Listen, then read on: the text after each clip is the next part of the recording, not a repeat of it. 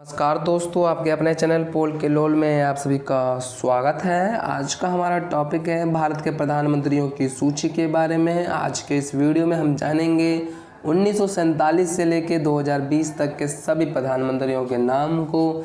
साथ में हम लिस्ट से जानेंगे, हम क्रम संख्या में समझेंगे कि कौन सा प्रधानमंत्री कब नियुक्त किया गया था और कितने समय तक वह शासन में सत्ता में स्थापित रहा था।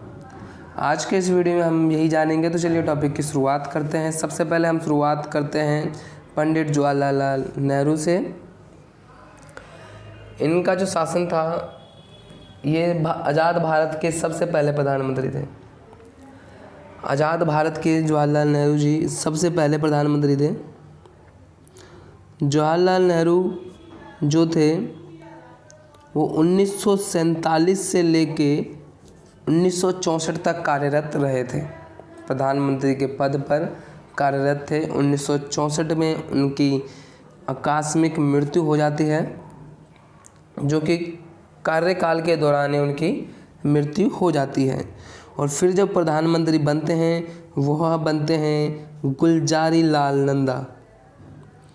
गुलजारी लाल नंदा जी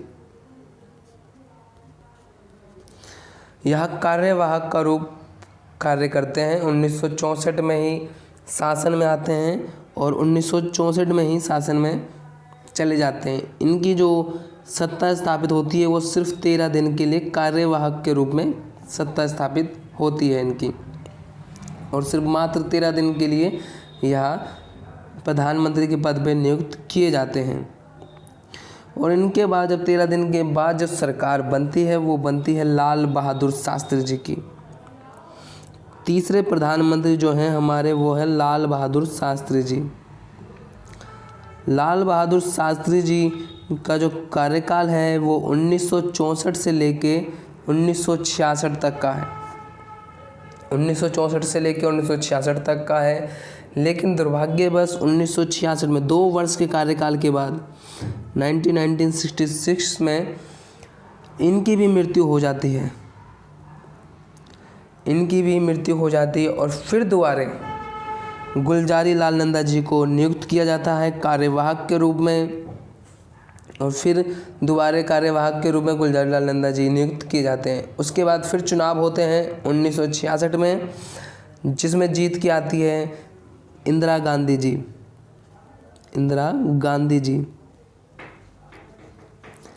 इंदिरा गांधी जी हमारी जीत के आती है चुनाव को, जो कि हमारी प्रधानमंत्री संख्या नंबर 4 होती है। इनका कार्यकाल लंबा चलता है थोड़ा। 1966 से लेकर 1970 के बीच कार्यरत रहते हैं प्रधानमंत्री के पद पर। और उसके बाद 1970 में इनकी सत्ता गिरती है और जो प्रधानमंत्री हमारे बनते हैं वो बनते हैं मोरारजी देसाई जी। मोरारजी देसाई जी प्रधानमंत्री के पद पर नियुक्त होते हैं। 5वें हमारे प्रधानमंत्री हैं मोरारजी देसाई जी। इनका कार्यकाल 1970 से 1979 तक चलता है। उसके बाद प्रधानमंत्री की नियुक्ति होती है चरण सिंह की। चरण सिंह जी हमारे प्रधानमंत्री बनते हैं और इनका कार्यकाल सिर्फ 1 वर्ष का होता है, 1979 से लेकर 1980 तक। और फिर दोबारा चुनाव होते हैं और इस बार जो सत्ता स्थापित होती है वो होती है इंदिरा गांधी जी की। फिर दोबारा से इंदिरा गांधी जी सत्ता में आती है 1980 में सत्ता में आते हैं और 1984 में ही तक वह रहती है। और 1984 में उनकी हत्या कर दी जाती है और उनका निधन हो जाता है प्रधानमंत्री के कार्यरत रहते हुए। अगले प्रधानमंत्री हमारे बनते हैं फिर राजीव गांधी जी। राजीव गांधी जी अगले प्रधानमंत्री हमारे बनते हैं और इनका कार्यकाल 1984 से लेके 1989 तक कार्यरत रहते हैं प्रधानमंत्री के पद पे। उसके बाद हमारा जो प्रधानमंत्री बनते हैं वो बनते हैं विश्वनाथ प्रताप सिंह। जो अगले प्रधानमंत्री बनते हैं वो बनते हैं विश्वनाथ प्रताप सिंह। विश्वनाथ प्रताप सिंह हमारे 8वें प्रधानमंत्री थे। और इनका जो कार्यकाल था वो 1989 से लेकर 1919 तक था। 1 वर्ष का इनका कार्यकाल रहता है। उसके बाद जो हमारे प्रधानमंत्री बनते हैं वो चंद्रशेखर जी बनते हैं। चंद्रशेखर जी बनते हैं और इनका कार्यकाल 1990 से लेके 1991 तक इनका कार्यकाल रहता है। अगले प्रधानमंत्री हमारे जो बनते हैं वो बनते हैं पीवी नरसिम्हा राव। हमारे जो अगले प्रधानमंत्री बनते हैं वो बनते हैं पीवी नरसिम्हा राव और इनका कार्यकाल रहता है 1991 से लेके 1996 तक। ये प्रधानमंत्री के पद पे आसीन रहते हैं 1991 से लेके 1996 तक। और ये प्रधानमंत्री की लिस्ट में जो इनका नंबर होता है 10वां नंबर होता है इनके प्रधानमंत्री का। और उसके बाद फिर जो प्रधानमंत्री बनते हैं वो बनते हैं 1996 में अटल बिहारी वाजपेयी जी। अटल बिहारी वाजपेयी जी ये सिर्फ 16 दिन के लिए 1996 में प्रधानमंत्री के पद पे नियुक्त होते हैं, जो कि हमारे 11वें प्रधानमंत्री के रूप में ये नियुक्त होते हैं सिर्फ 16 दिन के लिए। और फिर अगले प्रधानमंत्री हमारे बनते हैं एच.डी. देवगौड़ा जी। एच.डी. देवगौड़ा जी हमारे अगले प्रधानमंत्री नियुक्त किए जाते हैं। इनका कार्यकाल सिर्फ 1 वर्ष का होता है। 1996 से लेकर 1997 तक का इनका कार्यकाल होता है। और ये हमारे 12वें प्रधानमंत्री के पद तक नियुक्त होते हैं। और फिर जो हमारे अगले प्रधानमंत्री बनते हैं वो इंद्र कुमार गुजराल। हमारे जो अगले प्रधानमंत्री बनते हैं वो होते हैं इंद्र कुमार गुजराल।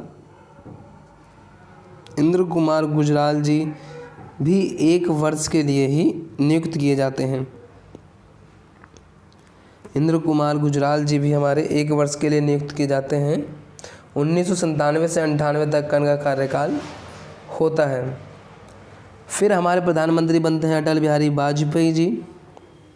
अटल बिहारी वाजपेयी जी बनते हैं 1998 से लेकर 1999 तक 1 वर्ष के लिए, जो कि सत्तारूढ़ में रहते हैं। लेकिन ये मिली जुली सरकार होने के कारण ये सरकार गिर जाती है 1 वर्ष के बाद। और फिर 1 वर्ष के बाद जब चुनाव होते हैं 1999 में, तो संपूर्ण बहुमत के साथ 5 वर्ष के लिए अपना कार्यकाल पूरा करते 2004 तक वह कार्यरत रहते हैं, अपने पद पे आसीन रहते हैं। उसके बाद आते हैं नंबर हमारे डॉक्टर मनमोहन सिंह का। डॉक्टर मनमोहन सिंह हमारे 2004 में आते हैं, सत्ता में स्थापित होते हैं और कंटिन्यू 2 बार चुनाव जीतते हैं। 2004 से लेके सबसे पहला चुनाव तो 2004 से लेके 2009 तक सत्तारूढ़ रहते हैं और फिर 2009 से लेके 2014 तक भी सत्तारूढ़ रहते हैं। और उसके बाद जो प्रधानमंत्री हमारे बनते हैं वो बनते हैं माननीय नरेंद्र मोदी जी, जो कि 2014 में बहुमत से अपनी इन्होंने अपना सत्ता स्थापित करी थी और अब तक प्रधानमंत्री के पद पर आसीन हैं माननीय नरेंद्र मोदी जी। 15वें प्रधानमंत्री हमारे माननीय नरेंद्र मोदी जी हैं। अब तक 15 प्रधानमंत्री की नियुक्ति करी जा चुकी है हमारे प्रधानमंत्री की सूची में। और अभी हाल फिलहाल में 15वें प्रधानमंत्री की नियुक्ति जो माननीय नरेंद्र मोदी जी स्थापित हैं हमारे प्रधानमंत्री के पद पे। तो दोस्तों यही थी आज की हमारी वीडियो भारत के प्रधानमंत्रियों की सूची में। आज हमने जाना है 1947 से लेके 2020 तक, 1947 से लेके 2020 तक की प्रधानमंत्रियों की सूची को आज हमने समझा है। हमने देखा है कि कैसे कैसे कितने वर्ष का कार्यकाल कौन से प्रधानमंत्री का चला है। साथ में हमने ये भी देखा है कि कौन कौन से प्रधानमंत्री कार्यवाहक के रूप में नियुक्त किए गए थे। तो आज की वीडियो में इतना ही। तो दोस्तों आपको वीडियो अच्छी लगी हो तो लाइक करें, कमेंट करें। साथ में चैनल पर पहली बार आए हैं तो चैनल को सब्सक्राइब करें, शेयर ज़रूर करते रहें, अपने दोस्त के साथ चैनल को शेयर करें। धन्यवाद।